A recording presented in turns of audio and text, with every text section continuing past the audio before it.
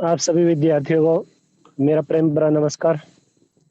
आज का जो हमारा विषय रहेगा, जो सूरदास के द्वारा रचित जो पद है, पद यानी कि आपके पाठ्यक्रम में जो पद नामक कविता है, उससे जो अंतिम पद है चौथा, इस चौथे पद की अच्छे से व्याख्या करेंगे।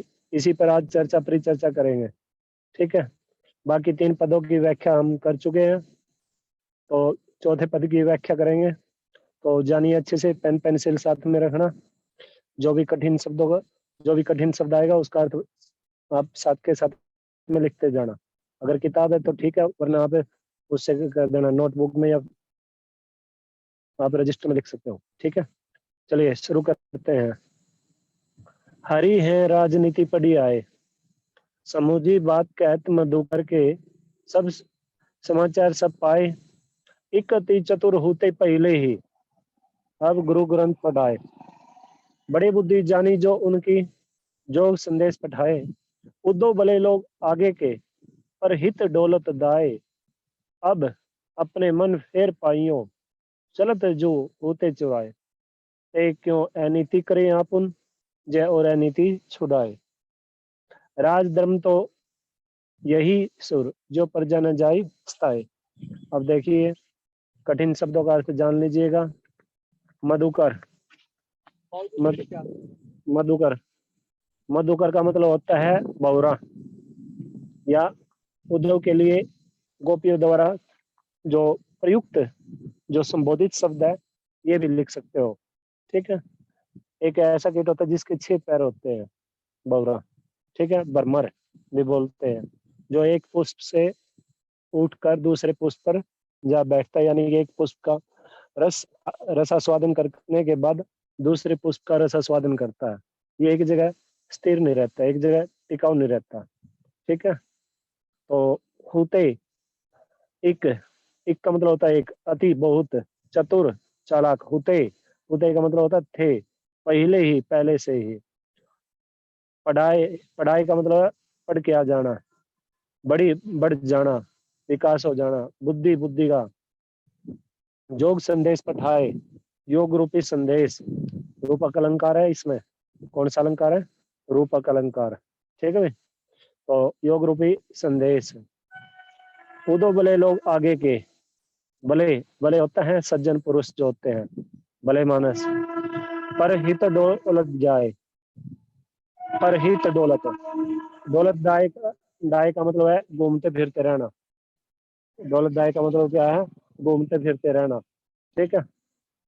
अब अपने मेन, अब अपने मन फिर पाइयो, फिर से पाइयो, प्राप्त कर लेंगे अपने खुद के मन को, ठीक है। तो इसमें आगे देखिए, चलत जो होते चुराए, चलत चलते समय जो जिसे होते चुराए, उस चुरा लिया था, जिस मन को उसने जाते समय चुराया था। ये क्यों अनीति करे आपुन। अनीति, अनीति का मतलब होता है अन्याय, करे करना, आपुन हमारे साथ। गोपियों ने खुद के लिए प्रयोग किया है, ठीक है। तो राजधर्म तो यही सुर, कि राजा का धर्म तो यही होता है कि जो प्रजा ने जायज है, जो उसकी प्रजा को किसी भी प्रकार का कोई कष्ट भी न हो, ठीक है। तो इसके में ये जो कठिन शब्द है, कठिन शब्दों के अर्थ आपको बता दिए। बीच बीच में भी अगर कोई नहीं समझ आता तो वो भी आपको बताते जाएंगे। तो इसमें इन इस काव्यांश में कवि ने गोपियां, जो गोपियां हैं, वो गोपियां, उन गोपियों के पास श्री कृष्ण ने एक निर्गुण भक्ति संबंधी जो संदेश है वो भेजा है, ठीक है। एक निर्गुण रूप में उन्होंने एक संदेश भेजा है। और जो वो गोपियां हैं, वो गोपियां जैसे ही उद्धव के माध्यम से उस योग रूपी संदेश का उस बारे में जानती है, उनसे जब उद्धव उन्हें बताता है, तो वो बड़ी ही दुखी हो जाती है, बड़ी परेशान हो जाती है गोपियां। तो इसमें, इस काव्यांश में जो गोपियां हैं, वो गोपियां श्री कृष्ण के द्वारा भेजे गए जो योग संदेश को अन्याय और अत्याचार मानते हुए ऐसा कहती है कि एक गोपी दूसरी गोपी से बात करते हुए कहती है। एक गोपी इस पद में इस काव्यांश में या इस पद में गोपी आपस में चर्चा कर रही है इस विषय में, जब श्री कृष्ण ने उद्धव के माध्यम से गोपियों के पास जो योग रूपी संदेश भेजा था, जिसमें अन्याय है और अत्याचार मानती है गोपियां। ठीक है, तो ये इस तरह से आपस में ये जो गोपियां हैं आपस में एक दूसरे से, एक सखी दूसरी सखी से बातचीत करते हुए कहती है, क्या कहती है? हरी है राजनीति पड़ी आए, हे सखी। अब तो जो श्री कृष्ण है, हरि किसके लिए प्रयोग किया है? श्री कृष्ण के लिए, कि अब तो जो श्री कृष्ण ने भी राजनीति की शिक्षा को प्राप्त कर लिया है। श्री कृष्ण भी अब तो राजनीति में पूरी तरह से निपुण हो गए हैं। ठीक है, समूजी बात कहत मधु करके, अब ये बात क्यों कही है ये सभी बातें बताऊंगा आपको। ठीक है, समूजी बात कहत मधु करके समाचार सब पाए। अब फिर आगे वो एक सखी दूसरी सखी को कहते हुए कहते हैं, ये जो बौरा है, समूजी बात कहत मधु करके, समूजी समझना, कहत कहना, मधुकर मधुकर ने, कि ये जो बौरे ने हमसे जो भी बात कही है, क्या वह तुम्हें समझ आई है? बौरे ने इस योग रूपी संदेश के माध्यम से जो भी बातें कही हैं, क्या तुम्हें वो बातें समझ आई है? समाचार सब पाए, क्या तुम्हें वो जो समाचार श्री कृष्ण ने इस उद्धव के माध्यम से हम गोपियों तक पहुंचाया है, वो समाचार तुमने प्राप्त कर लिया है? क्या उस समाचार में जो कुछ भी बातें लिखी हुई है वो तुम्हें समझ आ गई है? कौन कहती है ये बातें? एक गोपी दूसरी गोपी से बातचीत करते हुए। ठीक है, तो आगे देखिए, इक अति चतुर होते पहले ही, इक का मतलब होता है एक, अति बहुत, चतुर चालाक होते थे पहले से ही। ये जो पंक्ति है ये किसके लिए प्रयोग की है गोपियों ने? श्री कृष्ण के लिए। किसके लिए प्रयोग की है? श्री कृष्ण के लिए। कि एक तो जो श्री कृष्ण है वो श्री कृष्ण पहले से बहुत चालाक थे, और अब गुरु ग्रंथ पढ़ाए, और अब तो गुरु ने उन्हें ग्रंथ भी पढ़ा दिए हैं, अर्थात उसने अपने गुरु से भी शिक्षा दीक्षा प्राप्त कर ली है। एक तो वो पहले से बहुत चालाक थे। कौन थे बहुत चालाक? श्री कृष्ण, बहुत ही ज्यादा बुद्धि थी उनके पास, और अब तो उसने गुरु के पास रहकर भी क्या कर ली है, और भी ज्यादा शिक्षा प्राप्त कर ली है। ठीक है, बड़ी बुद्धि जानी जो उनकी योग संदेश पढ़ाए। अब उनकी जो बुद्धि है बड़ी बढ़ गई है, बुद्धि बुद्धि जानी जानकर, जो उनकी उनकी जो शब्द प्रयोग किया है गोपियों ने श्री कृष्ण के लिए प्रयोग किया है, कि उनकी बुद्धि का अब तो और भी ज्यादा विस्तार हो गया है, और भी ज्यादा विकास हो गया है।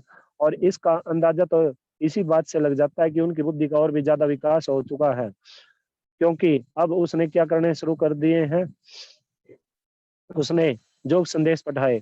अब उसने हम गोपियों के लिए योग रूपी संदेश को भेजना शुरू कर दिया है। अब इस बात से ही पता चलता है कि उस श्री कृष्ण की जो बुद्धि है वो काफी बढ़ चुकी है। उसने अपने गुरु से भी तरह तरह के ग्रंथों को पढ़ लिया है। अगर वो उनकी बुद्धि का विकास नहीं होता तो वो इतने ज्यादा चालाक नहीं होते, तो हम गोपियों के लिए वो इस प्रकार से ये जो योग रूपी संदेश है, ये योग रूपी संदेश कभी नहीं भेजते। ठीक है, अर्थात कहने का तात्पर्य ये है कि अर्थात ये बात सिद्ध हो गई है कि वो जो बुद्धि उनके पास वो बुद्धिमान है ही नहीं, क्योंकि कोई भी गोपियों के लिए योग साधना को उचित नहीं मानता। इस तरह से कोई भी व्यक्ति जो श्री कृष्ण ने गोपियों के लिए ये योग रूपी संदेश भेजा है उसको वो उचित नहीं मानते।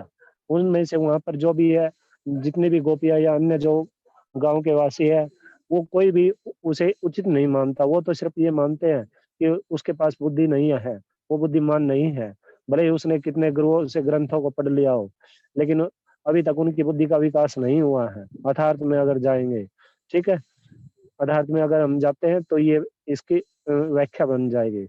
आगे देखिए, उद्धव भले लोग आगे के पर हित दौलत जाए। अब गोपियां उद्धव को संबोधित करते हुए कहती है कि हे उद्धव, पुराने जमाने के जो लोग होते थे, पहले के जो लोग होते थे, पहले के जो लोग हैं वो सज्जन लोग होते थे, और जब भी उद्धव भले लोग आगे के का मतलब है पहले के, पर हित दौलत जाए, वो तुरंत ही दौड़ पड़ते थे कि हे उद्धव, पहले के जो लोग थे वो बड़े ही सज्जन लोग होते थे, बड़े सज्जन लोग होते थे, और वो हमेशा ही जब दूसरों पर कोई भी कष्ट आ जाता था, दूसरे व्यक्तियों पर या किसी भी व्यक्ति पर कोई कष्ट आता था, तो वो क्या करते थे, तुरंत ही उस कष्ट जिसको कष्ट आया है, जिसे कोई पीड़ा है, दुख है, उसकी सहायता करने के लिए तुरंत ही क्या करते थे, दौड़ पड़ते थे। तुरंत ही उसकी सहायता के लिए वो हाथ आगे बढ़ा देते थे। लेकिन पर आजकल के सज्जन तो क्या हैं, दूसरों को दुख देने वाले हैं, दूसरों को सताने वाले माने गए हैं। ये आजकल के जो सज्जन व्यक्ति है, ये नाम मात्र के सज्जन है, लेकिन ये किसी के दुख दर्द को नहीं समझते। कौन कहते हैं ये बातें? ये गोपियां पहले तो आपस में बातचीत कर रही थी, और आपस में बातचीत करते करते उन्होंने उद्धव को संबोधित करना शुरू कर दिया था। ठीक है, आगे देखिए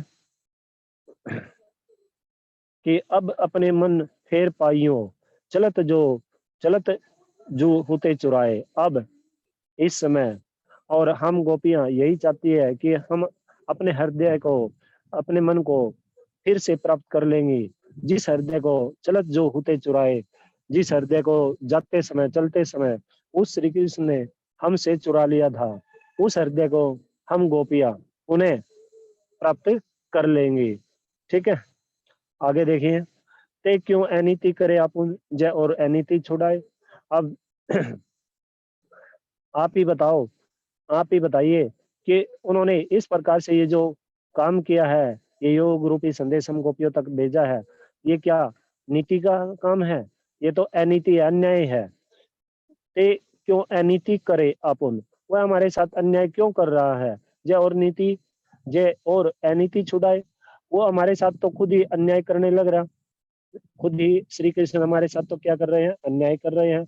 लेकिन दूसरों को वो सीख देते हैं न्याय की, जय और अनीति छुड़ाए, और दूसरों को कि वो अनीति की बातों को छुड़वाने की कोशिश करते हैं, दूसरों को ये कहते हैं कि हमें किसी के साथ अन्याय नहीं करना चाहिए। ठीक है, ये खुद वो क्या कर रहे हैं, हम गोपियों के साथ अन्याय कर रहे हैं, लेकिन दूसरों को वो कैसे सीख देते हैं कि कभी भी दूसरों को अन्याय छोड़ने की बात कहते हैं। कौन कहते हैं? श्री कृष्ण जी। अर्थात कहने का तात्पर्य ये है कि हम गोपियों ने तो क्या किया हुआ है, श्री कृष्ण से प्रेम किया हुआ है, और हम तो यही चाहती है कि इस प्रेम, वो श्री कृष्ण ये चाहते हैं हमने कि वो श्री कृष्ण ये चाहते हैं कि वो इस प्रेम की रीति को छोड़ दे। ये जो प्रेम रूपी जो रीति इन गोपियों ने अपने हृदय में धारण की हुई है, इस प्रेम की रीति को छोड़कर वो क्या, ये गोपियां कौन से मार्ग को अपना ले, योग साधना के मार्ग को अपना ले। ये तो क्या हो गया, ये तो हम सभी गोपियों के साथ अन्याय है, और वो इस तरह से हम गोपियों के साथ अन्याय नहीं कर सकते, क्योंकि वो श्री कृष्ण तो अन्याय को छोड़ने की बात कहते हैं, वो तो कभी भी ऐसी सीख नहीं देते हैं। ठीक है, तो अंतिम पंक्ति का अनुवाद देखिएगा इसमें। अंतिम पंक्ति है, राजधर्म तो यही सुर जो प्रजा न जायज पाए। अब राजधर्म, राजा का जो धर्म होता है, सच्चे राजधर्म तो उसी को कहते हैं, उसी को माना जाता है जिसमें प्रजा को किसी प्रकार से कोई भी कष्ट ना हो। राजधर्म तो यही सुर जो प्रजा न जायज पाए।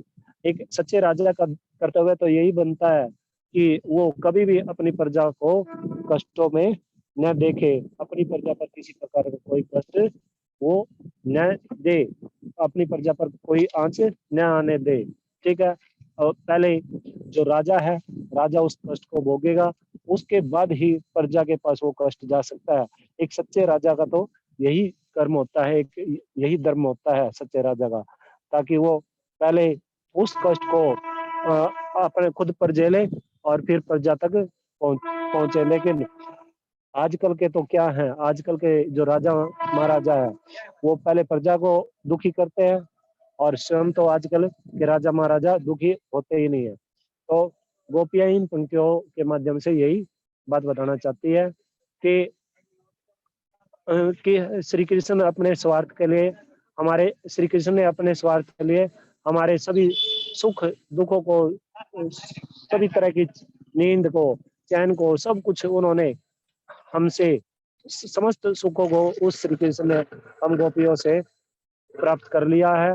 और उस सारे दुख सुख को प्राप्त करके छीन कर हमसे, हमें दुखी करने के लिए छोड़ दिया है, हमें दुखी करने के लिए छोड़ दिया है।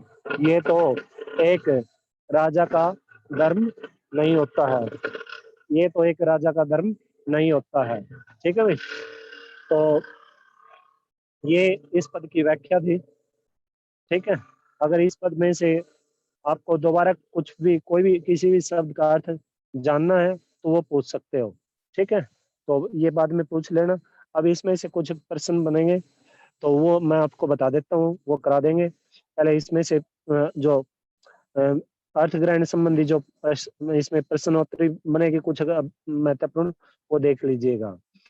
सबसे पहले, गोपियों ने क्यों माना कि श्री कृष्ण ने राजनीति की शिक्षा प्राप्त कर ली है?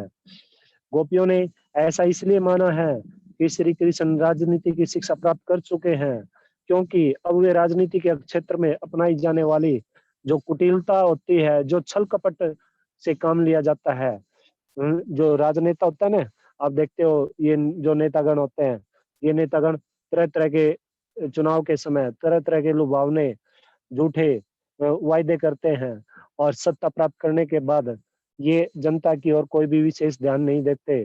ये इन्हें सिर्फ 5 साल बाद ही जनता याद आती है। ठीक है, तो वो छल कपट और वो जो कठोरता आजकल के राजनेता करते हैं, ठीक है, ऐसी ही कुटिलता, ऐसी ही छल कपटता किसने दिखाई है? इन पदों में, इन पदों के माध्यम से श्री कृष्ण ने दिखाई है। किनको? गोपियों को।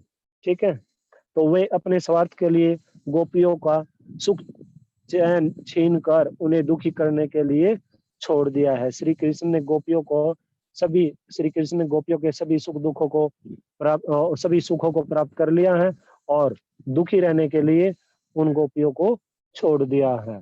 ठीक है, आगे चलिएगा। गोपियों ने जानी बुद्धि बड़ी से क्या कहना चाहा? गोपियों ने जानी बुद्धि बड़ी से क्या कहना चाहा है? गोपियों ने जानी बुद्धि बड़ी से यही बात कहनी चाहिए। सबसे पहले तो इसमें व्यंजना शब्द शक्ति है। इन शब्दों में कौन सी शब्द शक्ति है? व्यंजना। 3 तरह की शब्द शक्तियां होती है, लक्षणा, व्यंजना और अभिधा। लक्षणा में बात को एग्जाम्पल के माध्यम से उस काव्यांश पंक्ति का एग्जाम्पल के माध्यम से, उदाहरण के माध्यम से, दृष्टांत के माध्यम से स्पष्टीकरण किया जाता है। अभिधा में कोई एग्जाम्पल नहीं, सीधे शब्दों में बात की जाती है।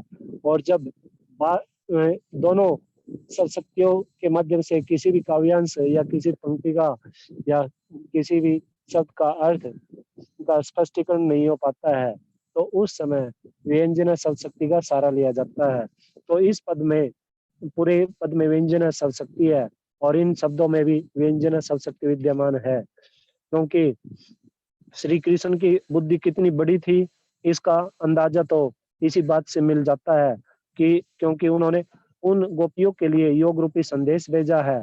इससे तात्पर्य यही है कि श्री कृष्ण बुद्धिमान ने अच्छा काम नहीं किया। उस श्री कृष्ण बुद्धिमान ने ये जो योग रूपी संदेश गोपियों तक पहुंचाया है, ये अच्छा काम श्री कृष्ण ने नहीं किया है, क्योंकि वो गोपियां तो उस श्री कृष्ण को जागते समय में, सोते समय भी, सपने में भी, दिन में भी, रात में भी, हर वक्त सिर्फ किसका जाप करती रहती है? वो गोपियां श्री कृष्ण का नाम रटे रहती है, उन्हीं का जाप करती रहती है। ठीक है, तो ये इसका उचित अर्थ बन जाएगा। क्योंकि मूर्ख क्योंकि इसमें है ना, गोपियों ने किस पर कटाक्ष व्यंग्य किया है? श्री कृष्ण पर, उद्धव के माध्यम से। ठीक है, आगे चलिएगा। गोपियां क्या पाना चाहती है? गोपियां क्या पाना चाहती है? गोपियां अपने मन को वापस पाना चाहती है। जिस समय वो श्री कृष्ण इन गोपियों के पास से गए थे, तो उस समय वो श्री कृष्ण इन गोपियों का प्रेम को, इन गोपियों के हृदय को चुरा कर लेकर गए थे। तो वो चुराए हुए हृदय को, उस चुराए हुए मन को वो जो गोपियां हैं वो पुनः प्राप्त करना चाहती हैं। ठीक है, आगे चलिएगा। कृष्ण ब्रज क्षेत्र से मथुरा जाते समय अपने साथ क्या लेकर गए थे?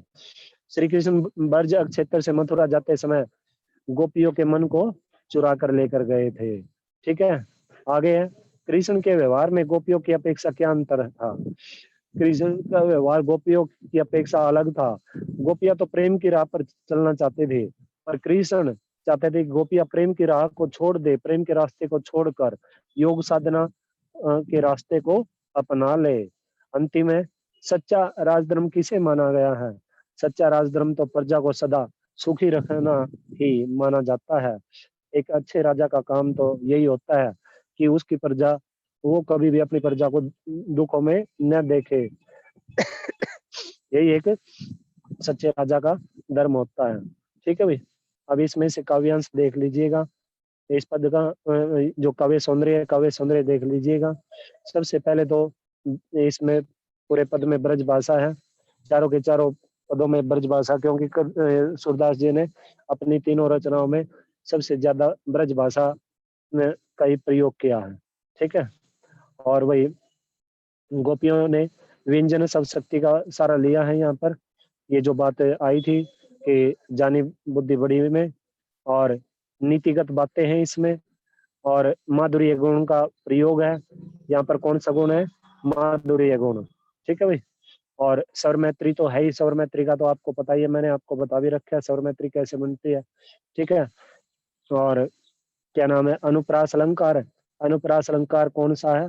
कौन सी पंक्ति में? हरि है, राजनीति पढ़ी आई, हरि है वर्ण की आवृत्ति से अनुप्रास है।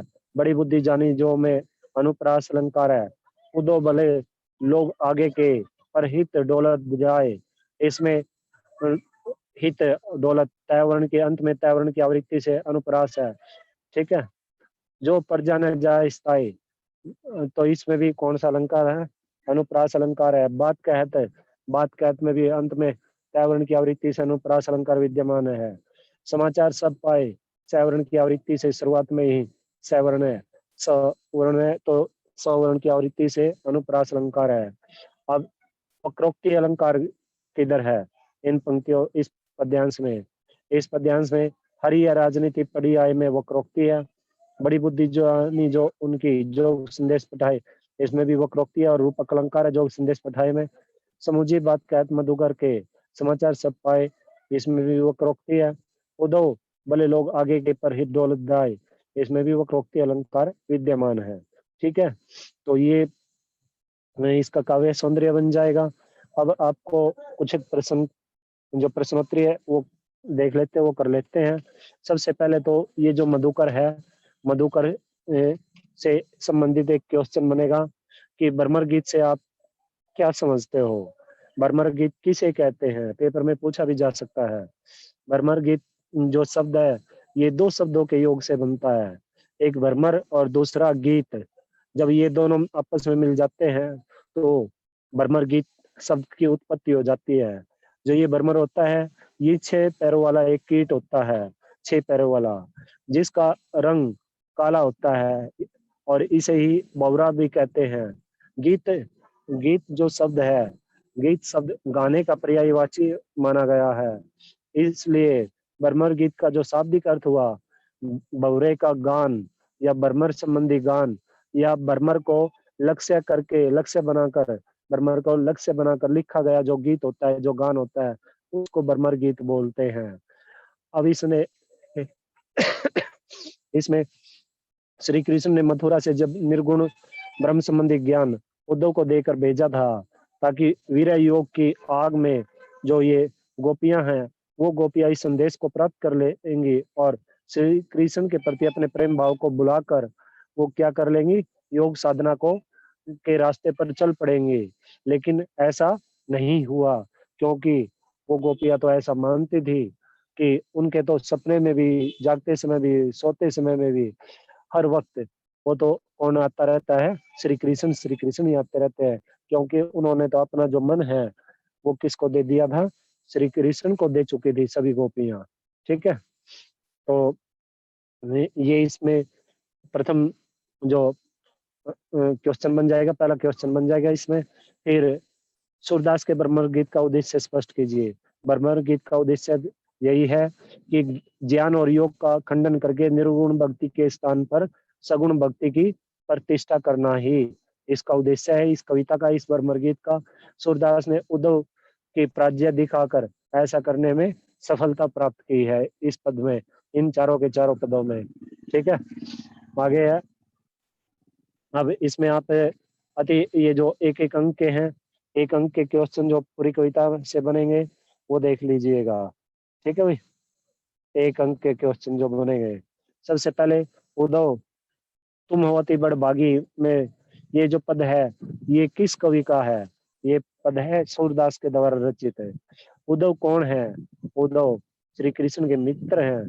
ठीक है, हमारे हरि हारिल की लकड़ी, इस पंक्ति में हमारे हरि हारिल की लकड़ी, इस पंक्ति, यह कथन किसका है? ये पंक्ति किसने कही है? ये पंक्तियां गोपियों ने कही है। किसके संदर्भ में कही है? श्री कृष्ण के संदर्भ में कही है। ठीक है, तो आगे है। गोपियों को योग का संदेश किसके समान कड़वा है? गोपियों को योग का संदेश कड़वी ककड़ी के समान लगता है। पांचवा, गोपियों के अनुसार राजनीति में निपुण कौन हो गए हैं? गोपियों के अनुसार राजनीति में निपुण श्री कृष्ण हो गए हैं, क्योंकि उन्होंने एक तो इकति चतुर होते पहले ही अब गुरु ग्रंथ पढ़ा है। अभी अभी इस पद से ये पंक्तियां पढ़ कर आए हैं हम। ठीक है, तो आगे है। गोपियों के लिए वयादि शब्द, वयादि का क्या अर्थ होता है? वयादि का अर्थ होता है योग शिक्षा, योग रूपी शिक्षा। ठीक है, आगे है। गोपियों के अनुसार योग की शिक्षा कैसे मन के लोगों को लिए उचित होती है? गोपियों के अनुसार योग की शिक्षा ऐसे लोगों के लिए उचित होती है जिनका मन चक्री के समान चंचल माना गया है। आगे है। सच्चा राजधर्म किसे सुखी रखना होता है? सच्चा राजधर्म तो वही होता है, सच्चे राजधर्म का तो यही काम होता है कि उसकी प्रजा को कोई भी कष्ट न हो। इसके बाद है श्री कृष्ण। श्री कृष्ण ब्रज से मथुरा जाते समय ब्रज से किसका मन चुरा कर लेकर गए थे? किसका मन चुरा कर लेकर गए थे? गोपियों का। सूरदास का जन्म किस सन में हुआ था? अगर ये भी पेपर में पूछा जाए तो सूरदास का जन्म 1478, 1478 में। ठीक है, और निधन किस सन में हुआ था? 1583 में। ठीक है, और इन्होंने किस, सूरदास ने अपने इन पदों में कौन सी भाषा का प्रयोग किया है? ब्रज भाषा का। आगे चलिए। सूरदास हिंदी साहित्य में किस रस के, ठीक है सर, सूरदास किस रस के श्रेष्ठ कवि माने गए हैं? सूरदास जी वात्सल्य रस के सर्वश्रेष्ठ कवि माने गए हैं। फिर आगे हैं। अपरस सने तगाते, यहाँ पर अपरस का क्या मतलब है? अपरस का मतलब होता है नीरस, बिना किसी रस के। ठीक है, आगे चलिए। पुरीनी पात किसका पत्ता होता है? पुरीनी पात कमल का पत्ता होता है। कमल का जो ये कमल होता है, कमल का पुष्प ये कीचड़ में पैदा होता है और अपना पूरा पूरा जीवन उसी में व्यतीत कर देता है। लेकिन इसकी एक विशेषता मानी गई है, ये कीचड़ में पैदा होता है लेकिन फिर भी जो इसके पत्तों पर किसी प्रकार का कोई दाग नहीं लगता। ठीक है, आगे है। गुड़ चाटी ज्यों पागी में, गुड़ शब्द से क्या मतलब है? गुड़ शब्द से मतलब है गुड़ से। और ये जो गुड़ शब्द है ये गोपियों ने किसके लिए प्रयोग किया है? श्री कृष्ण के लिए, उनके प्रेम के लिए प्रयोग किया है। और जो चांटी, चांटी से वो जो शब्द है ये किसके लिए प्रयोग किया है? गोपियों ने, गोपियों ने अपने लिए प्रयोग किया, खुद के लिए प्रयोग किया है। ठीक है, आगे है। प्रीति नदी में पाउना बोरियों में कौन सा अलंकार विद्यमान है? इसमें रूपक अलंकार विद्यमान है। प्रेम रूपी नदी ने कभी भी पैरों को नहीं डुबोया है। ये बातें उलाना देते हुए, व्यंग्य करते हुए, उदो पर व्यंग्य करते हुए गोपियों ने कही है। मन की मन ही मांझ रही, यह दशा किसकी है? ऐसी दशा गोपियों ने अपनी मानी है, खुद की ऐसी दशा मानी है। अवधि आधार आसावन की में कौन सा अलंकार है? इसमें अनुप्रास अलंकार विद्यमान है। उत्तेदार बही किस चीज की धारा बहने की बात कही है गोपियों ने? योग रूपी, निर्गुण योग रूपी भक्ति की, योग रूपी संदेश की। ठीक है, हारिल यहाँ पर कौन है? हारिल एक पक्षी है। क्योंकि ये एक ऐसा पक्षी होता है जो अपने पंजों में लकड़ी को दबोच कर बहुत ही ऊंचाई तक और बहुत दूर तक उड़ सकता है, लेकिन इसके पंजों से वो लकड़ी या तिनका है वो कभी भी छूटता नहीं है। ऐसे ही गोपियों को भी श्री कृष्ण ने अपने प्रेम में जकड़ रखा है। और लकड़ी माना है गोपियों ने खुद के लिए, और हारिल पक्षी किस चीज का प्रतीक है? हारिल पक्षी है श्री कृष्ण का प्रतीक है। ठीक है, और जो लकड़ी है वो किस चीज का प्रतीक है? गोपियों का। ठीक है, आगे चलिए। समूची बात के तहत मधुकर के में मधुकर कौन है? मधुकर, बार बार वही बातें आ रही हैं। तो मधुकर है यहाँ पर उद्धव। गोपियों के अनुसार श्री कृष्ण क्या पढ़कर आए हैं? राजनीति के गुण पढ़कर आए हैं। ठीक है, उद्धव बोले आगे के में को आगे से क्या मतलब है? आगे से मतलब है पहले के जो लोग होते हैं वो जब भी किसी भी व्यक्ति को कष्ट में नहीं देख सकते। वो तुरंत ही उनकी सज्जन जो लोग होते हैं पहले के, वो तुरंत ही अगर किसी व्यक्ति पर कोई कष्ट आ जाता है तो उसके कष्ट को दूर करने के लिए तुरंत ही क्या करते थे? उसकी सहायता करते थे। ठीक है, आगे चलिए। गोपियां श्री कृष्ण से क्या वापस चाहती है? गोपियां श्री कृष्ण से अपने चुराए हुए मन को वापस चाहती है। आगे चलिए। मन की मन ही मांझ रही, इस पंक्ति में कौन सा रस विद्यमान है? इस पंक्ति में वियोग श्रृंगार रस विद्यमान है। अब ये जो बात है वियोग श्रृंगार की, पूरे के पूरी कविता में चारों पदों में वियोग श्रृंगार रस की प्रधानता है। ठीक है भाई, दो तरह का होता है ये जो रस है, रसों का राजा भी कहा गया है श्रृंगार रस को। और ये दो तरह का होता है, संयोग और वियोग। वियोग में बिछुड़ने की बात कही जाती है, अच्छी बातें भी अच्छी नहीं लगती। और संयोग में मिलनसार बातें होती है, जब हम एक दूसरे से मिलते हैं तो बड़े आनंद की अनुभूति प्राप्त होती है। ठीक है, उसमें अच्छी जो बेकार की बातें, व्यर्थ की बातें है, वो व्यर्थ की बातें भी अच्छी लगनी शुरू हो जाती है। किसमें? संयोग में, जब संयोग की बात होती है। ठीक है, जब रस करेंगे ना उस समय आपको ये सभी अच्छे से इनका डीएनए करेंगे, अच्छे से बताएंगे। ठीक है, आगे चलिए। किसके आने से गोपियां बेचैन है, व्याकुल है? किसके न आने से गोपियां बेचैन है या व्याकुल है? श्री कृष्ण के न आने से जो गोपियां हैं वो बड़ी ही व्याकुल है, बड़ी परेशान है, बड़ी दुखी है। ठीक है, सुनत जोग लागत है सो ज्यों करुई ककरी में कौन सा अलंकार है? इसमें उपमा अलंकार है। इसमें कौन सा अलंकार है? उपमा। ठीक है, सुनत जोग लागत है सो, कि जैसे ये हम इस योग के संदेश को सुनते हैं, इस योग रूपी संदेश को सुनते हैं, तो अगली पंक्ति में रूपक भी है और अनुप्रा, और ये भी है, क्या नाम है, और अनुप्रास भी है तैवरण की आवृत्ति से। और इसमें कौन सा कैवरण की आवृत्ति से अनुप्रास भी है, तैवरण की आवृत्ति से अनुप्रास है। और इसमें और रूपक अलंकार विद्यमान है, और रूपक के अतिरिक्त इसमें कौन सा अलंकार विद्यमान है? उपमा अलंकार। क्योंकि सुनत जोग लागत है सो ज्यों करवी ककरी, कि इस योग रूपी संदेश को जैसे ही हम सुनते हैं तो ये किसके समान लगता है?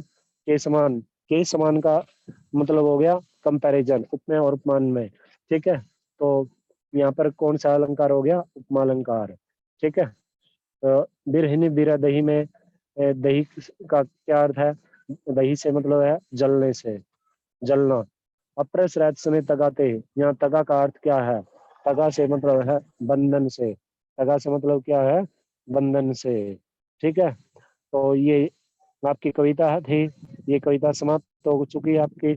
ये जो बहुत ही बहुविकल्प के जो प्रश्न है ये हम कर चुके हैं, 20-25 जो है।